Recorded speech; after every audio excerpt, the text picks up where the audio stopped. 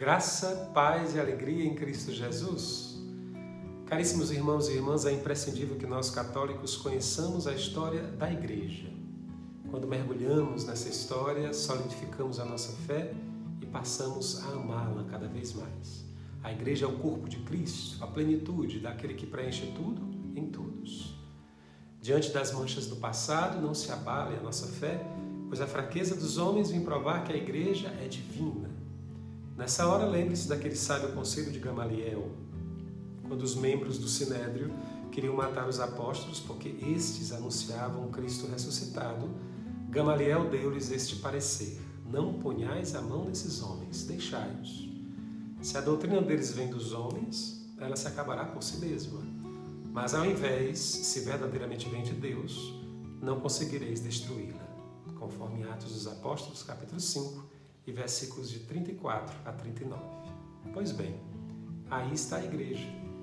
Ela atravessou 20 séculos, passou por muitas perseguições, ciladas, privilégios, períodos de paz e de glória.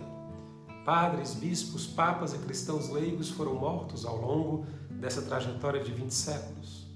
Em dados momentos da história, parecia que a Igreja iria se acabar. No entanto, ela está aí, anunciando corajosamente Jesus Cristo, tendo à sua frente o Pedro, número 266, que se chama Francisco.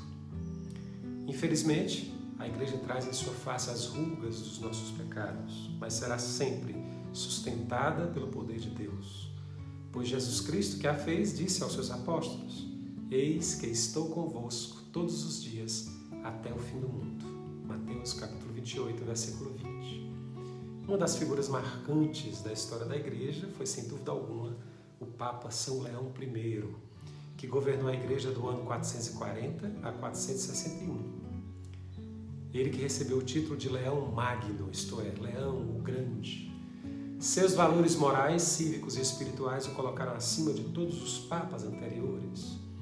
Ele foi zeloso pastor, diplomata inteligente e corajoso chefe da Igreja, de tal modo que se fez respeitar por todos como Papa e como cidadão, tendo-se destacado na defesa da cidade de Roma frente aos invasores. Dentro do Império Decadente, Leão Magno foi o último baluarte que ofereceu resistência aos bárbaros, indo ao encontro dos invasores com a arma da coragem e da fé.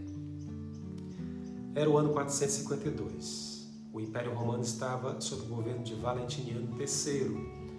Os bárbaros asiáticos invadiram a Itália a caminho de Roma, comandados pelo terrível Átila, rei dos Hunos.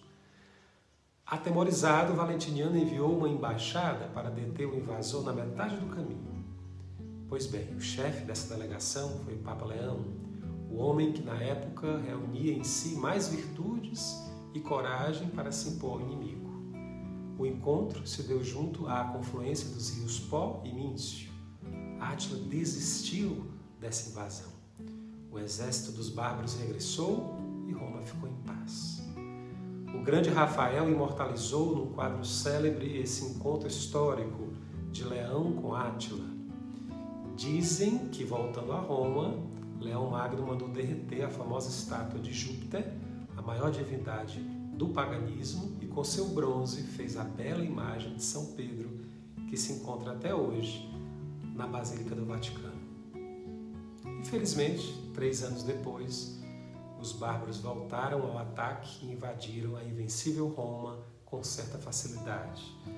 Mesmo assim, o Papa São Leão conseguiu dos bárbaros uma coisa: que eles respeitassem a vida dos cidadãos e não depredassem os templos cristãos. Por isso, ele ficou conhecido como o Defensor Urbis, isto é, o defensor da cidade de Roma. Caríssimos irmãos e irmãs, a vida de Leão, porém, não consistiu apenas no seu compromisso com a paz, que levou adiante com coragem e sem cessar. O pontífice dedicou-se muito também à defesa da doutrina. Foi ele que, de fato, inspirou o Concílio Ecumênico de Calcedônia, na Turquia, que reconheceu e afirmou a unidade das duas naturezas em Cristo, natureza humana e divina. Rejeitou a heresia de Eutiques, que negava a essência humana do Filho de Deus. A intervenção de Leão no concílio foi feita através de um texto doutrinal fundamental, o Tomo de Leão, contra Flaviano, bispo de Constantinopla. O documento foi lido publicamente aos 350 padres conciliares que o acolheram por aclamação, afirmando: Pedro falou pela boca de Leão, que ensinou segundo a piedade e a verdade. Sustentador e promotor da primazia de Roma, o Pontífice Magno deixou para a história quase 100 sermões e cerca de 150 cartas, nos quais demonstra ser teólogo e pastor, zeloso com a comunhão entre as várias igrejas, sem jamais esquecer as necessidades dos fiéis. Foi para eles que incentivou as obras de caridade em uma Roma dominada pela escassez e pobreza, pelas injustiças e superstições pagãs. Colocou em prática todas as ações necessárias para manter constantemente a justiça e oferecer amorosamente a clemência, porque sem Cristo nada podemos fazer, mas com Ele tudo é possível. São Leão Magno, rogai por nós. Tudo com Jesus, nada sem Maria.